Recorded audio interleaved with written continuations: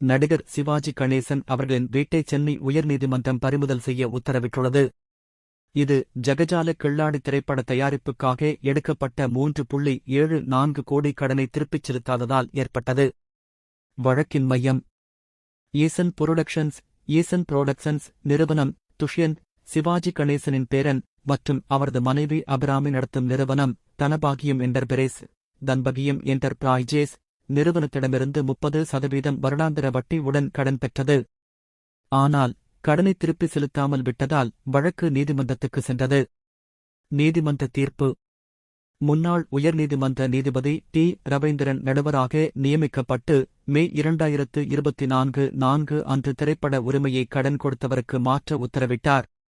மேலும் உரிமையை விற்று கடனை திருப்பி செலுத்த மீதம் உள்ள தொகையை ஈசன் புரொடக்ஷன்ஸுக்கு வழங்கவும் உத்தரவிடப்பட்டது. ஆனால் ஈசன் புரொடக்ஷன்ஸ் படம் முடிக்கப்படவில்லை என்பதால் உரிமை மாற்ற முடியாது என எதிர்ப்பு தெரிவித்தது. கடன் வசூலிக்க முடியாத நிலை ஏற்பட்டதால் தனபாகியம் என்டர்பிரைஸ் சென்னை உயர்நீதிமன்றம் சென்றது. நீதிபதி அப்துல் குட்டோஸ், ஜஸ்டிஸ் அப்துல் கத்தோஸ் சிவாஜி கணேசனின் வீட்டை பறிமுதல் செய்து ஏலம் விட உத்தரவிட்டார். மேலும் இந்த உத்தரவை தகவல் அலுவலர் சப்ரெஜிஸ்ட்ராருக்கு அறிவிக்கவும் உத்தரவிட்டார். அடுத்த கட்ட நடவடிக்கை மார்ச் 5, 2025 அன்று வழக்கின் அடுத்த விசாரணை நடைபெறவுள்ளது.